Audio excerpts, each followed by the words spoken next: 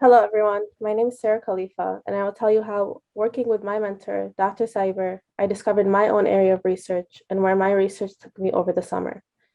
The choice whether or not to vaccinate is an ethical choice. It requires individuals to act not only in their interest, but in the interest of the public as well, in order to establish the ultimate goal of herd immunity.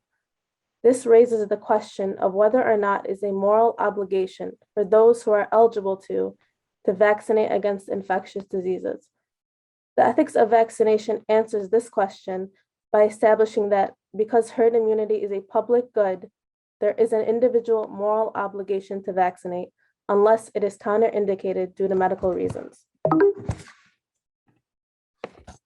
As you can perhaps tell, in addition to posing an ethical question, accepting a vaccine because it contributes to the realization of a public good frames vaccine decisions as a question of justice.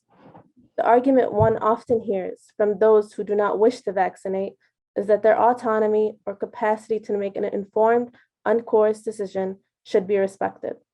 One need not examine what brings these persons to a decision not to get vaccinated to see that those who think they have a right to refuse a vaccine appear to believe that their autonomy should be prioritized over the public interest. Working with my mentor, Dr. Cyber, I became interested in using Islamic guidance on the ethical or moral issues encountered in the medical and scientific fields. Islamic bioethics emphasizes the individual's duties and obligations to God, family, and society.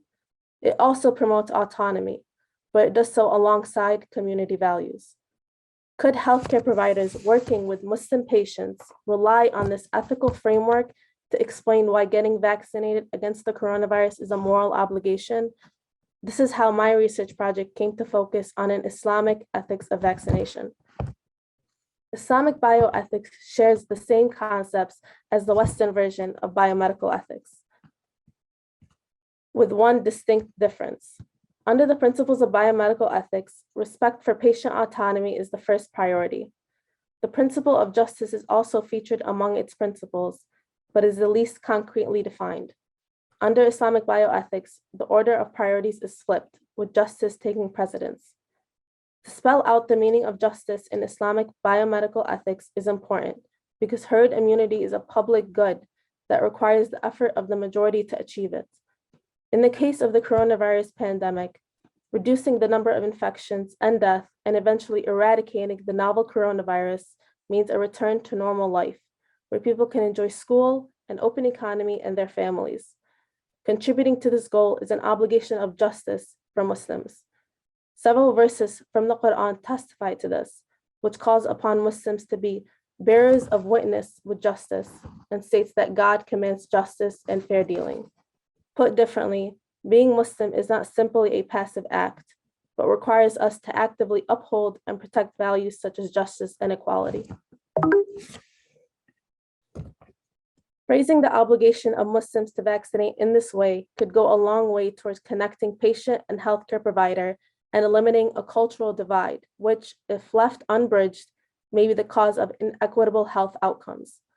My research project on the ethics of vaccination concluded that biomedical ethics emphasis on respecting patient autonomy could easily result in miscommunication or misunderstandings between healthcare professionals and their Muslim patients. Understanding medicine and science from two different cultural, philosophical, and ethical frameworks means making choices regarding medical care differently. By taking the time to educate our doctors about our beliefs, we can start opening the channels of communication and bridging the divide between provider and patient. Thank you.